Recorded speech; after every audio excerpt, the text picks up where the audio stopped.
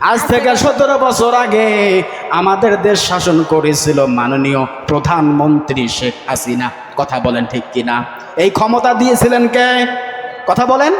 আল্লাহর হুকুম ছাড়া হবে? আল্লাহর হুকুমে প্রধানমন্ত্রী ক্ষমতা পেয়ে গেল। আল্লাহ পাক আবার তাকে ক্ষমতাচ্যুত করলেন কি করলেন না? এখানে একটা বিষয় আছে, ক্ষমতা পেলেই যে সম্মানিত হবে তা না।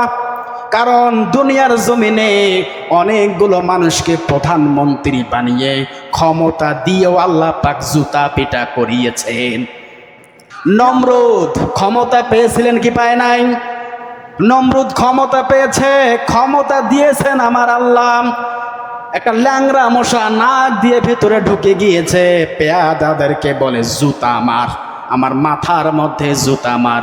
যখন জুতা মারে ভালো লাগে, জুতা মারা বন্ধ করে দেয়, ওই ল্যাংড়া মশাই মাথার মধ্যে যন্ত্রণা শুরু করে দেয়, বলে পেয়াদারা জুতা মার, জুতা মারা বন্ধ করিস না।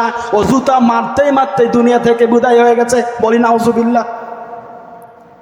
নমরুদকে আল্লাহ পাক ক্ষমতা দিয়েছে কিন্তু সম্মান দেয় নাই।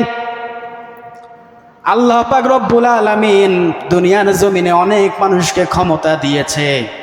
বুশ, জর্জ ডব্লিউ বুশ শাসক ছিলেন।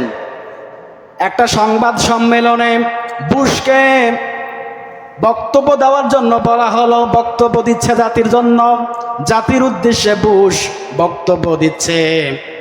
একটা সাংবাদিক আর সহ্য করতে পারল না, ক্যামেরা রেখে জুতা খুলে বুশকে মেরেছিল। মুনতাসির জাইদি সাংবাদিকটা এখনো আছে। জুতা খুলে বুশকে মেরেছে। একটা জুতা দিয়ে মারে নাই, দুইটা জুতা দিয়ে দুইটা নিক্ষেপ করেছে। লোকে ধরে নিল, অ্যারেস্ট করে নিল, মনে হলো ফাঁসি হয়ে যাবে, না হয় নাই।